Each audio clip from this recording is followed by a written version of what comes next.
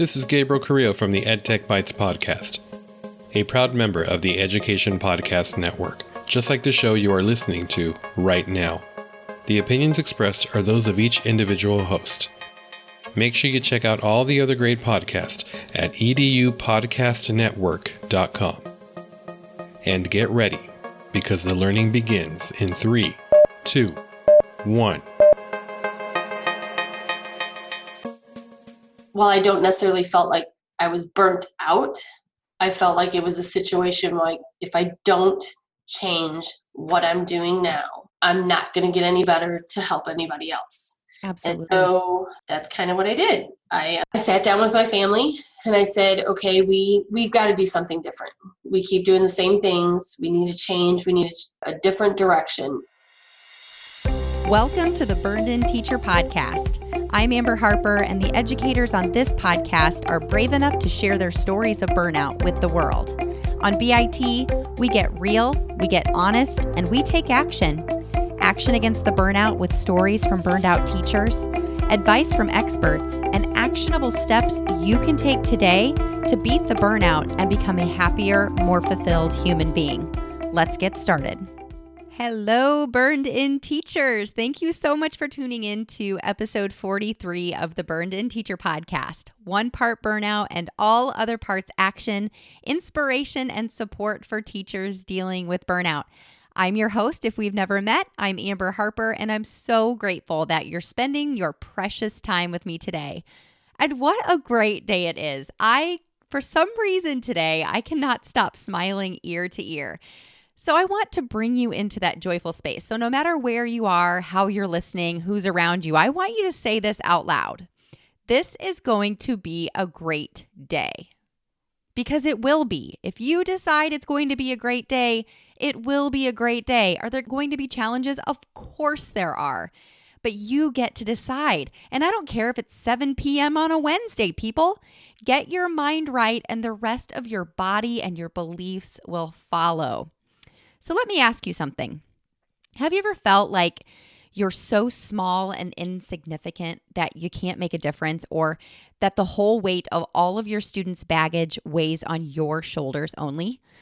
Or like you need to change your mindset and your actions, maybe even your career choices, maybe not leaving education, but you may need to make a change within your career in order to meet the myriad of needs that are out there. But also, you need to make a change for your own well-being.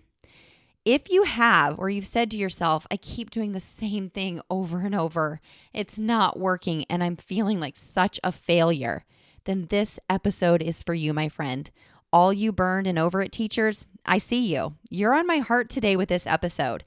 Today's guest that I brought on is amazing. She was recommended from Instagram from good old Stephanie DeLussy. Her name is Christina Gawedzinski. She's a certified school counselor and a licensed professional counselor who has spent years working with those affected by trauma, from victims and caregivers to their helpers, like teachers. She's learned the importance of daily self-care in order to be able to properly care for yourself and for others. Now, and we're not talking about the fun self-care. That is also important, but we're talking about reflecting and asking the what if questions, the two sides of what if. You know, we can have the anxiety what if, which is anxious Avery. If you're thinking about the agents of same, what if this, what if that, having that scarcity mindset and having that irritation surrounding that type of anxious what if. But there's another side of what if that Christina is going to share with us today that is so transformational in your mindset and your belief that you do have control over more than what you ever thought possible. This month is all about beginning where you are, and Christina is going to give us a lot of tips and strategies to help us to reach our goal of getting out of that burnout by beginning where we are. Before we dive into the interview, this episode is brought to you by my free teacher burnout quiz. If you're ready to name that burnout type and take specific action steps to beat it, then I want you to head on over to burnedinteacher.com/burnout quiz and take my quick 3-minute, 6-question quiz. After you do, you'll not only be able to name your burnout type, but You'll also get my free Teacher Burnout cheat sheet in your inbox right away that helps you identify your stage of burnout and what specific steps you can take to beat your type. Go to burnedinteacher.com/burnout quiz to take the free quiz and also get your free cheat sheet to walk you through the steps you can take to begin to kick burnout to the curb today. Now let's jump into the interview. Christina, welcome to the Burned In Teacher podcast. I'm so grateful that you're here today. Thank you very much. So tell us a little bit about what you do. I know that you work with teachers and students as well. Can you tell us and fill us in on your journey and how you work with teachers now? Well, it's rather an unusual journey. I originally started out with the state of Missouri as a child service worker. So I worked with a lot of students in child abuse and neglect. I did that for like 13 and a half years. We always had teachers on our multidisciplinary team, but they weren't really kind of that behind the scenes person to see what all the things the kids go through. So I really saw a need for some additional supportive services for our kiddos. I mean, they were struggling with all kinds of transitions in their lives and then expected to go into class and be on task and focus on academics and be on point, and they just really weren't able to be there. And then, of course, the teachers are doing more with less, like do more testing, do more curriculum, find ways to really engage students, but then districts are not giving the resources to be able to accomplish those big tasks, right? Noticing that need, I decided it would be really important for me to find a way to connect with everybody and get everybody kind of on the same page. So I started my master's degree program in graduate school, and I did school in professional counseling. It was one of those situations where I had always intended on retiring from the state. The state of Missouri, it's always dependent on the governor that's in position.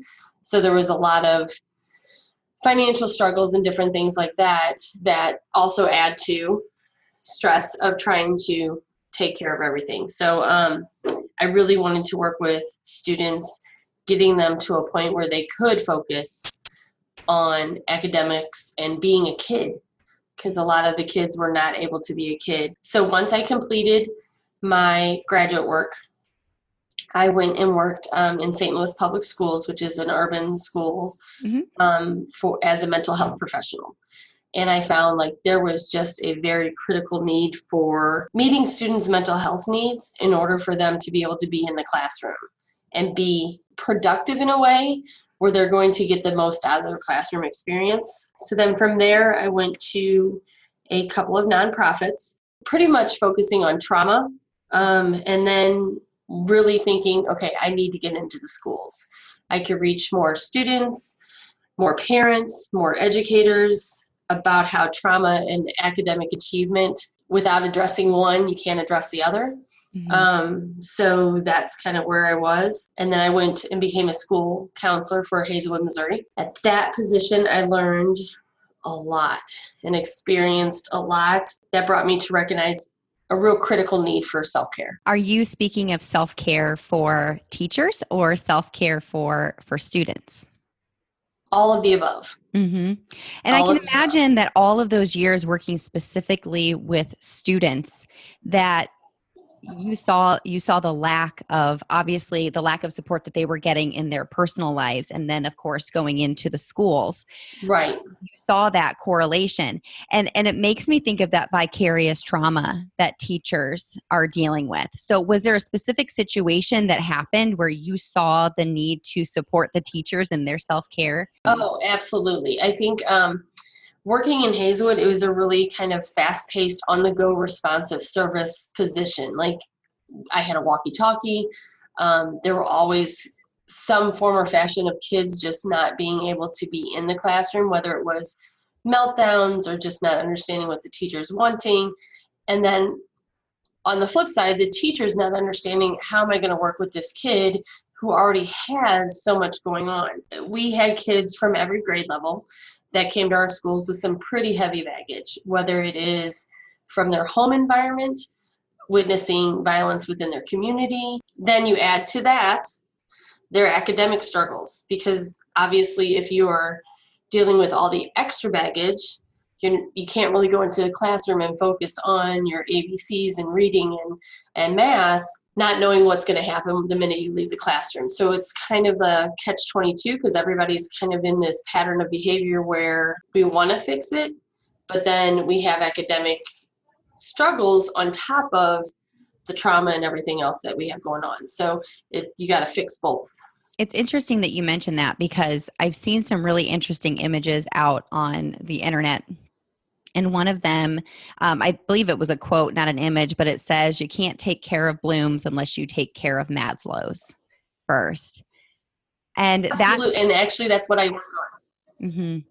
So what are some strategies that you have, working as a counselor now in a school? Am I correct? Actually, because of what I was going through, I also had to take care of my own self-care needs and made some pretty critical decisions and left the education system in some way. I'm still in the education system, but now I'm a school-based coordinator where I coordinate therapists for schools to kind of help with dealing with those pretty high needs kids, more one-on-one in individual sessions, alleviating some of that pressure from the school counselors and the educators so they can focus on the kids that need the academics and those kinds of things. Mm-hmm. If you don't mind sharing, I'm really interested in hearing a little bit about that story. What caused you to make that transition? Because, I've said it before and I'll say it again, Burned In Teacher, the podcast, the website, the support, the groups, all of that. It's not about keeping you where you are. It's not about getting you out of where you are. It really is about helping you to take the next best steps for you. So walk me through, if you would please, your decisions to leave that school or that situation to do what you're doing now, because you're still serving teachers, you're still serving schools and their students, but you're doing it in a way that better meets your personal needs. Right. And absolutely. And that's kind of one of the pinpoints of my decisions to make some changes. So we're all human. And so students come with their baggage, but teachers come with their baggage as well. And so what I was noticing is that as we're working with the students, teachers are also having those triggering moments and those situations where they're like, I just don't know what to do. I can't handle this. And so they're not meeting their self-care needs. The kids aren't meeting their self-care needs, and everybody's kind of clashing together. While I loved my position in Hazelwood and really connected with the students, the teachers, parents, I was at a constant, fast-paced position. And the critical need for all the students and the teachers was really wearing on me. In March of 2018, I was diagnosed with breast cancer. Coming from the world that I come from in terms of child welfare and education, I found that I always put everyone else's needs above my own. So I also had that mentality of, okay, I've been diagnosed with breast cancer. I can fix this over spring break and we can go ahead and go back to school. I can get back to my kids. I can get back to what I needed to do. But reality and the need for my own self-care kind of smacked me straight in the face. I had to make myself a priority and practice kind of what I preached, which is really hard. Mm-hmm. It's a real big challenge. Like, you can always talk to someone else about, hey, I need you to just take a deep breath. I need you to think of the positives. You can do this. I'm a great cheerleader for everybody else. But when it came time for me to be like, okay, you're not going to be able to do this. You're not going to be able to push through something. You're going to have to stop and really take care of yourself. And so that's what I did. I can't say I did everything correctly or exactly the way I probably should have, but it did slow me down enough that I needed to make some significant changes. Mm-hmm. So I think we all kind of have those seasons of burnout, in some form or fashion. And I think this one was, while I don't necessarily felt like I was burnt out, I felt like it was a situation like, if I don't change what I'm doing now, I'm not going to get any better to help anybody else. Absolutely. And so that's kind of what I did. I sat down with my family and I said, okay, we've got to do something different. We keep doing the same things. We need to change. We need a different direction. So my husband had gotten sick over that year as well. And so we made those decisions. My daughter was struggling with being in high school. She kind of felt invisible. So we sat down and I said, here's my thought. What if? And when we did that conversation of what if, we came to the conclusion, now's the time. So our what if was, what if we didn't stay in St. Louis? What if we moved to a smaller community, closer to family and friends, having a change for a high school for my daughter who's a junior? What if we took this leap? And so we did. And then I got a position as a school-based coordinator where I'm over 3 districts. They're rural districts, but they are seeing the same high needs for their kids and their staff as we see in St. Louis. So I feel like it's across the board that everyone has this kind of impact in these issues. If after today's episode you're wanting more, check out this month's Burned In Teacher podcast freebie at burnedinteacher.com/begin. In it, I break down what it means to begin where you are, because Burned In is an 8-step acronym. B stands for begin where you are. U stands for understand your teacher brand. R is reflect on your challenges. N is nurture your strengths. E is extend your reach and possibilities. D is determine your long-term goals. I is initiate lasting change. N is never settle. So go to burnedinteacher.com/begin and get this month's BIT podcast freebie.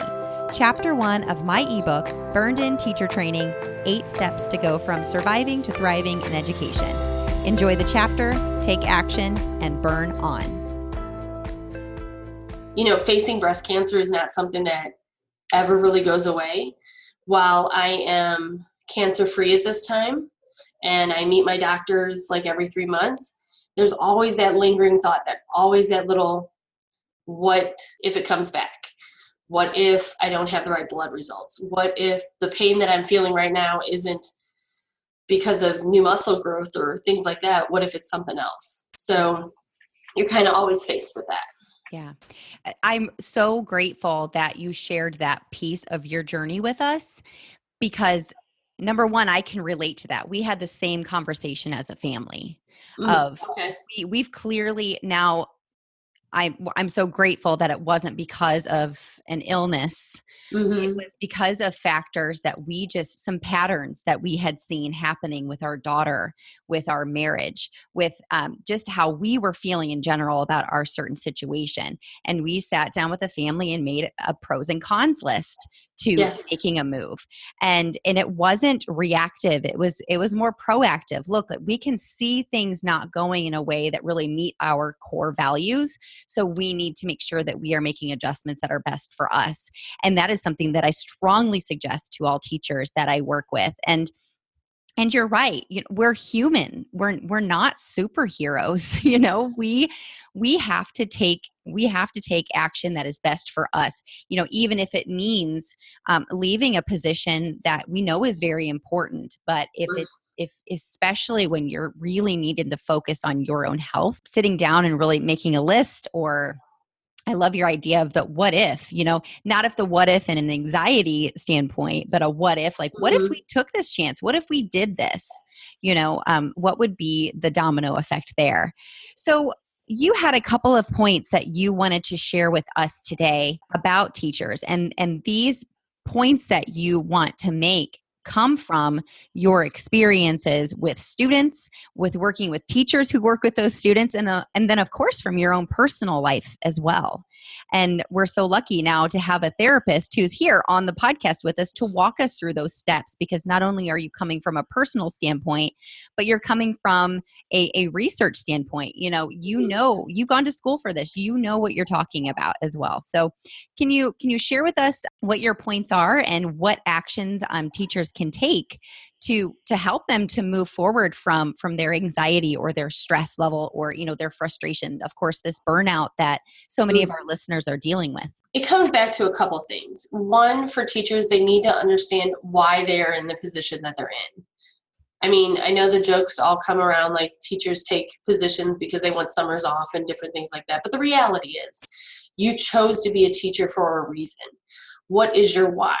And I know it sounds very simplistic, but you really have to dig deep and figure out what is it that you want to be remembered, known for, or your position. What is your purpose in working with kids? Because it's not just the curriculum that you're dealing with. You are really you are the champion for the kids. You are their cheerleader. And so as I work with teachers and as I talk to teachers, one of the big takeaways that I tell them is that you need to build relationships. You need to build relationships with your students, with their parents. The more you know about the kids, the more you can help the kids. And the more you help the kids, the more the kids are like, you are my safe space. You are my safe person. I'm okay in this classroom. I don't have to be defensive. I don't have to have my walls up. In terms of self-care, you have to understand self-care is not selfish. It's a very critical necessity that if you want to be the best version of yourself, you have to take care of yourself to help others be the best version of themselves. Mm-hmm. I do different things, like you had mentioned. I make lists. I do pros and cons when making a decision. I had a supervisor at one point say, would ask in an interview, how are you current in your work? And some people take that as, well, I'm on task, I'm on time, those kinds of things. But the reality is current. What are you doing to make sure that you're keeping up with the trends and the changes in your world, in your environment? Being current means understanding trauma.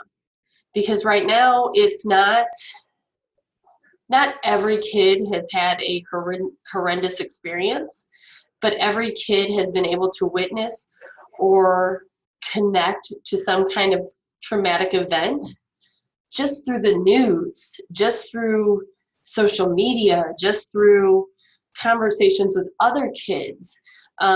So it's important for them to be very critical of that.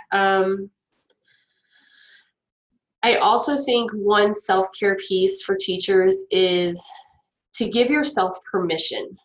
Give yourself permission to make mistakes and give yourself grace when you do make those mistakes. Because again, if you think you're supposed to be perfect at everything, and that just adds more pressure to your already pressured work kind of thing. Well, it's interesting, if you don't mind me saying or jumping in here, it's interesting that you mentioned that, because when you talk about self-care not being selfish, you didn't talk about, the fun type of self-care. You didn't talk about, going shopping or going out for a bottle of wine with friends. You're talking about the proaction, staying current and really addressing, oh my gosh, my kids are out of control. What am I going to do to get current on this? That is self-care.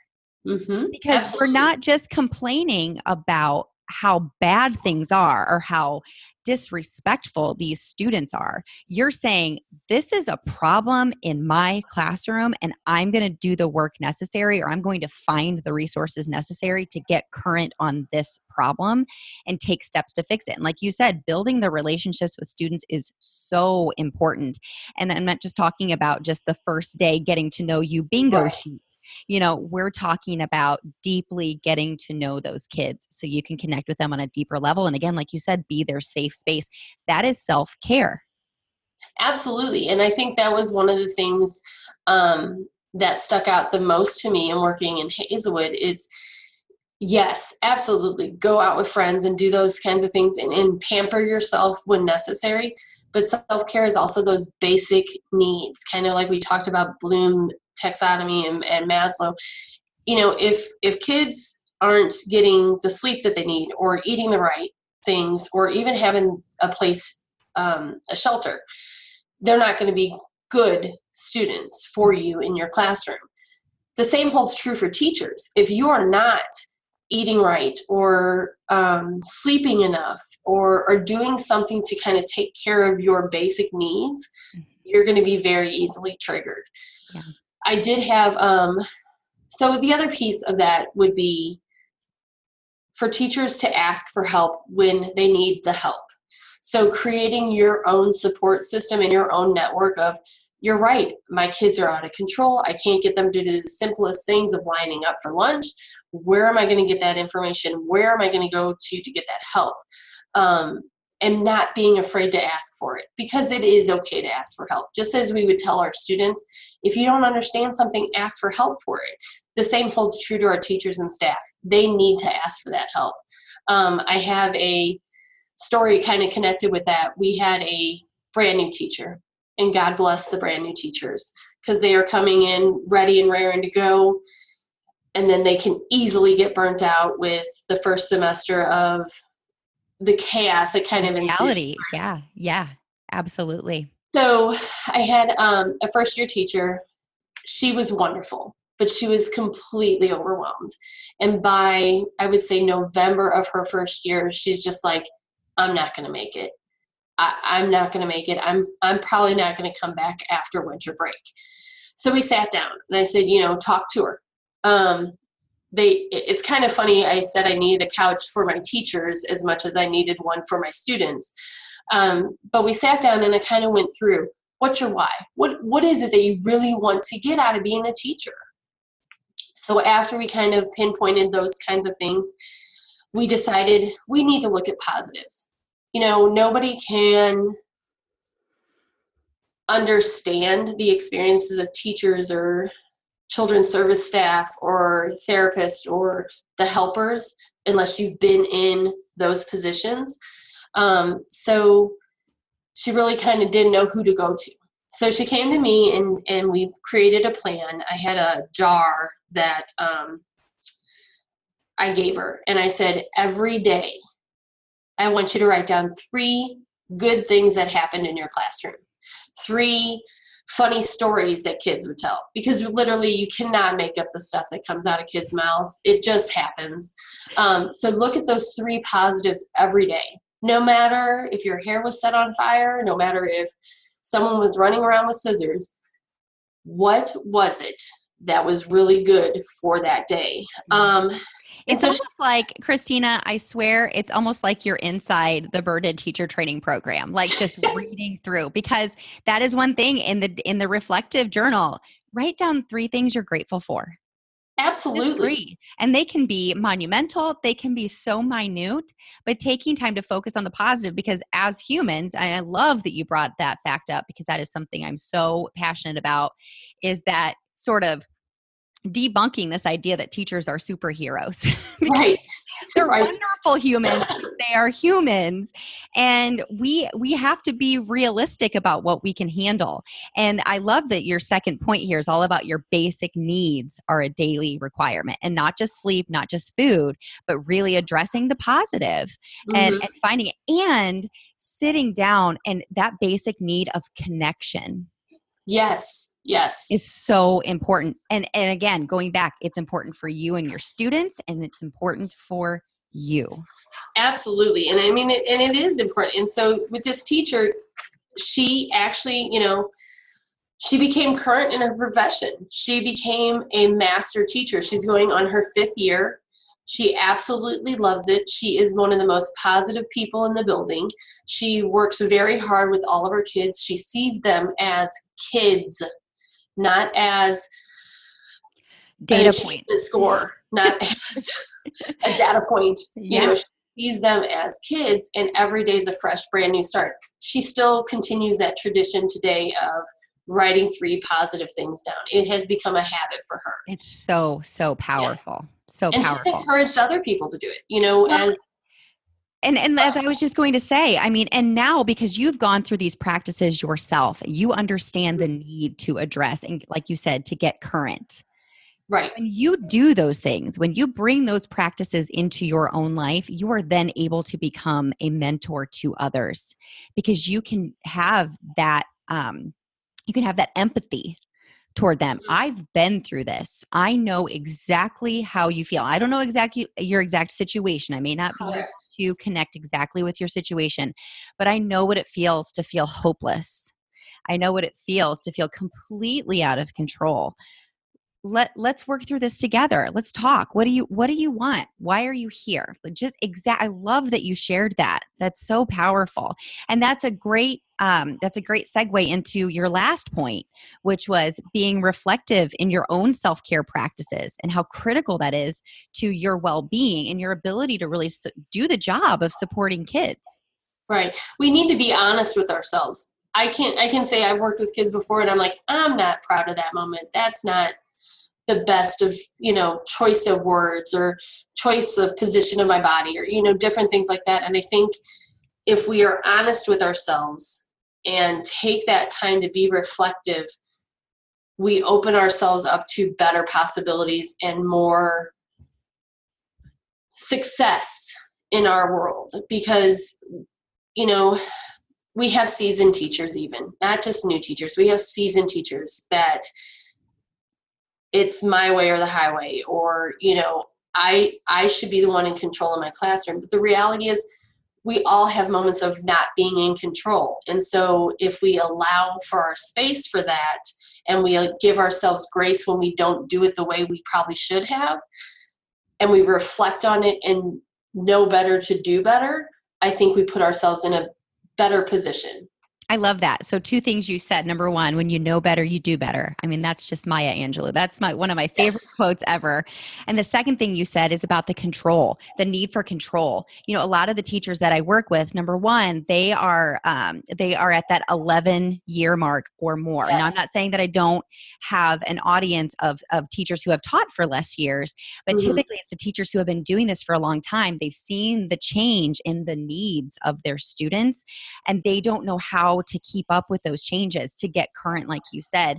And Right. it really is, and I go back to my conversation with Lori Desautel's, Dr. Desautel's back in March, you can't control or manage other people, whether that's other adults or 6-year-olds. You can't. All you can do is connect. Right. Absolutely. And that goes back to your first and second point. Mm-hmm. Yeah. And you just have to understand it's okay. Absolutely okay for you to not know everything. If we knew everything, then we probably wouldn't be in the positions that we are. I learn something new every day, random new things every day. So just opening yourself up to that makes you a better teacher, a better educator, because ultimately you're educating people in all walks of your life. It's not that you're just a teacher in that classroom. You're educating the parents, you're educating other staff, you're educating family members, friends, different people that you have within your life just on what you do on a daily basis. So I think that's critical. Yes, I'm so glad that you mentioned that too, because this actually goes into, now we're really talking about really beginning where we are, being reflective, taking care, like backing up, taking care of those basic needs and taking care of yourself and being reflective. But you also just kind of touched on the U in Burned In, which is understand your teacher brand. So these things that we say and we do on a daily basis reflect on our core values. They reflect us and why we're there, and it really reflects on how people react to us. Right. So it all starts with what you laid out for us today. So I'm so excited to share this episode with teachers, because it's a great way to kick off the new school year, especially if you have already started back in August. Yes. And things are just not going the way that you wanted. This is a great reminder to step back, make that what if list or the pros and cons list, be thinking about how you can take care. And I love that. I love what you said about what are you doing to get current? And that's sometimes the hardest stuff to do. It's the self-care that's not fun sometimes. Right. And I think that's the piece that if anyone were to leave this interview and understand is that you have to decide for yourself who and what you want to do. So as you look into the future and as you kind of put your goals in place, you can have really great, wonderful, lofty goals, but if you do not take time to figure out how you're going to get there in a realistic, practical way, then that's all they are, is wonderful, big, lofty goals.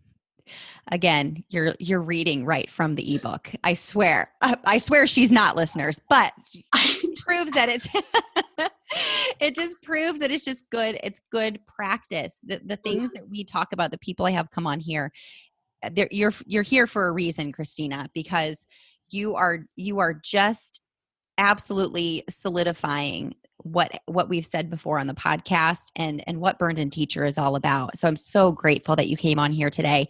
Now, one more question I have for you, and I believe you've already answered this, but I want to turn the tables on myself. I want to say, I'm struggling. It's the third week of school and I'm in a new school maybe, or I moved to a new grade level, or maybe I've had the same grade level, but this class of students is bringing in baggage and trauma that I've never dealt with. And you've seen this struggle in me, and I come and I sit in your office. What is the first thing you say to me? I think I would probably start with highs and lows, honestly.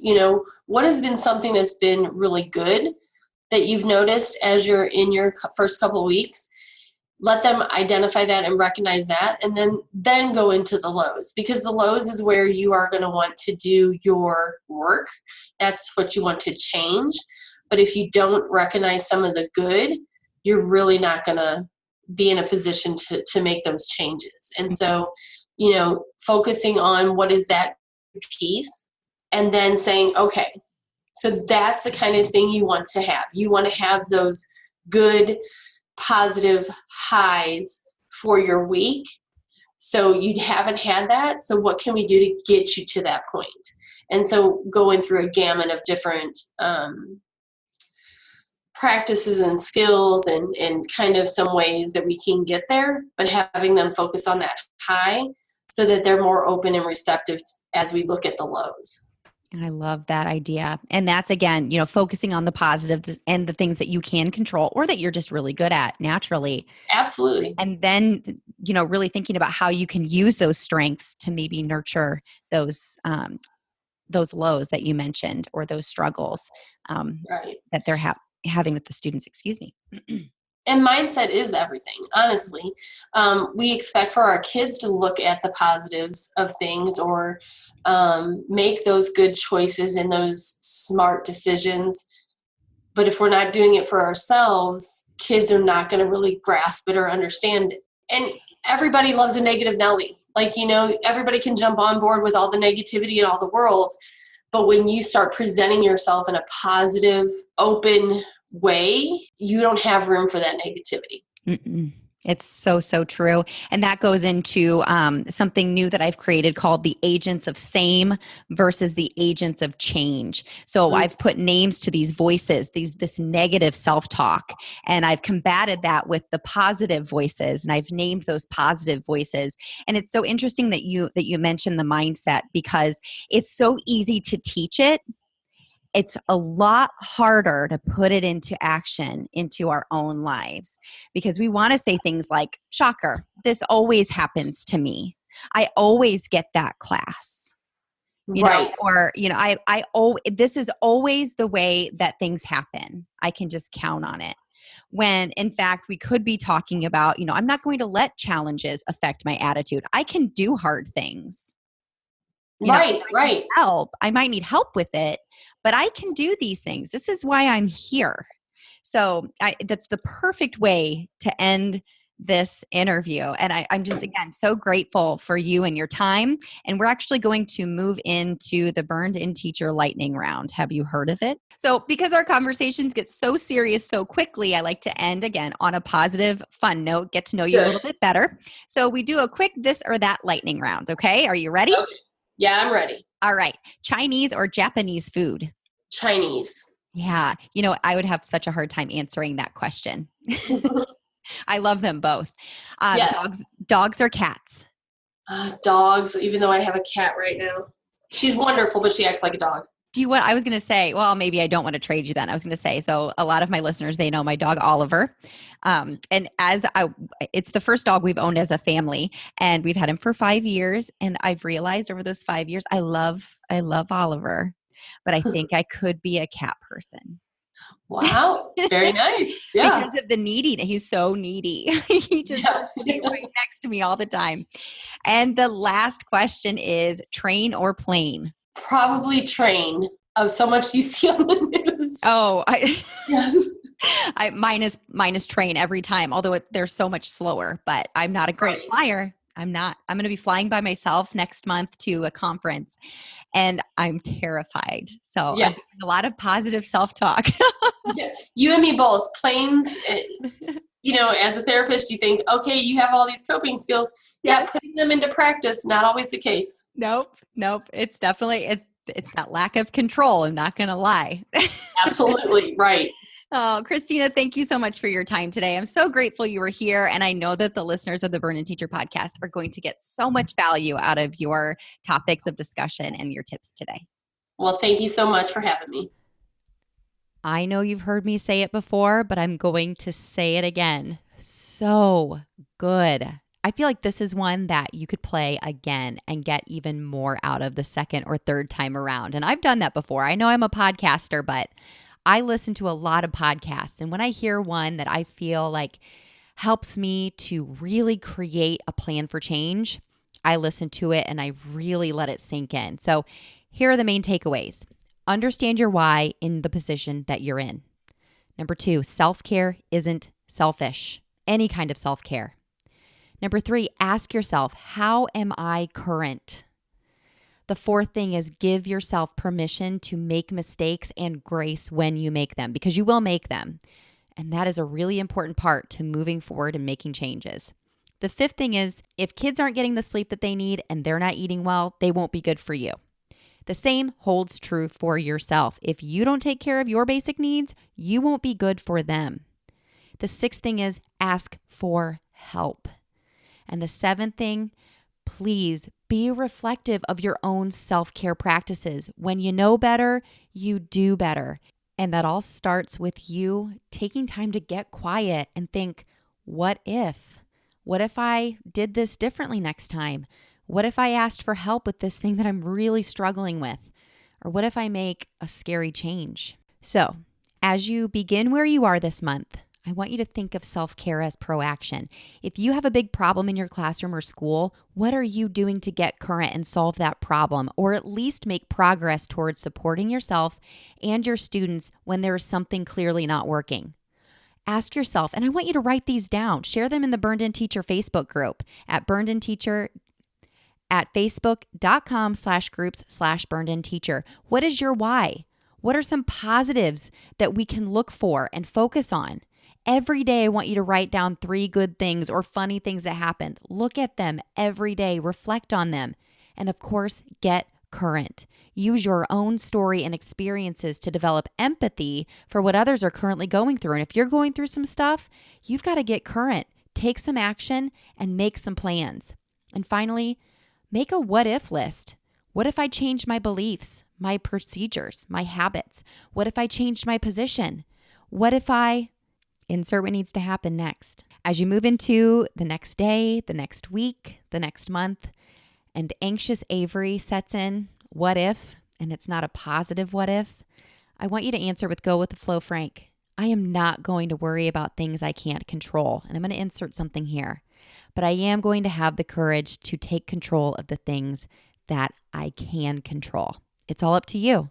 Take a deep breath. I'll see you next week. Burn on.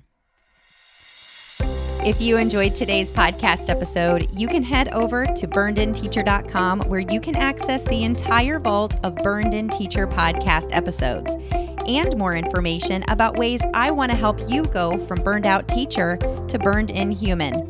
If you enjoyed today's episode, I would be so grateful if you would head over to iTunes and leave a review and a rating about the Burned In Teacher podcast. Until next time, take a deep breath, because you just took another step to becoming a burned in teacher. Burn on.